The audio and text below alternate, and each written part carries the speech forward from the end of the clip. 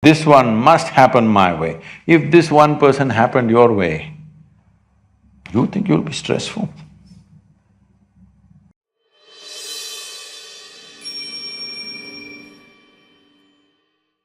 So stress is not about any situation or atmosphere. Stress is your inability to handle your own thoughts, your own emotions, your own chemistry, your own energy. Stress is not about the situation. One situation that somebody thinks is stressful, another person is breezing through that situation. Is it not happening? You see bad drivers are going like this, cursing everybody. You'll see a young boy, boom, he just goes off. He's not stressful, he's very happy for all the obstacles that are there in Bangalore city. Yes or no? So stress is not a consequence of situations. Stress is a consequence of your inability to manage your own thought and emotion. Your thought and emotion must happen the way you want it, isn't it so? If this one thing happened, would you keep yourself blissful or miserable? 100%, isn't it? So instead of doing that, you're trying to manage the entire world the way you want it. It's never going to happen. Never ever going to happen. Even if you are a family of two, it's not going to happen. Yes? Most of you are not married.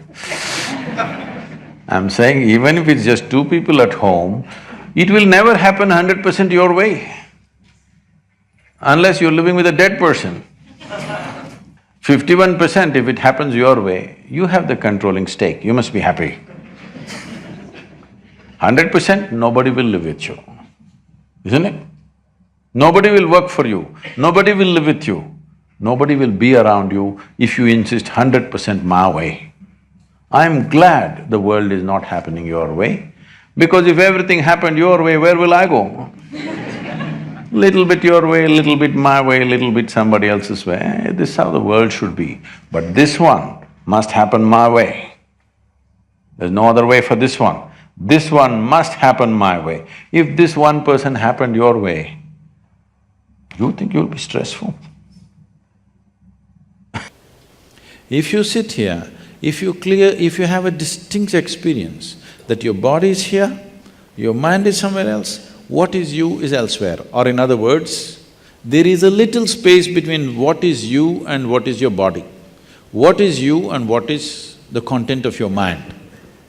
Suppose this little space was achieved within you right now, would all these young boys be complaining about stress? You must do one thing. If you are an aviator, you would know this. You're driving to the airport, traffic jam, traffic jam, traffic jam.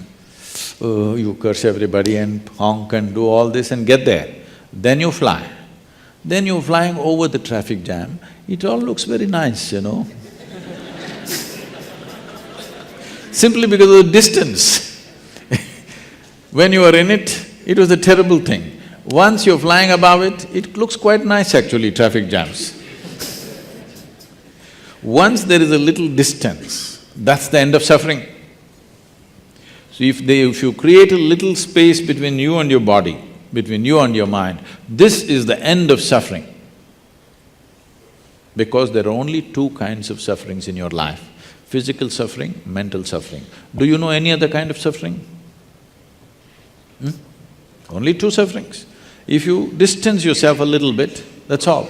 Distancing is not by attitude. Anyway, these are accumulations. You gathered this body, you gathered this mind. If you keep what belongs to you one way and what is you in another way, it's taken care of.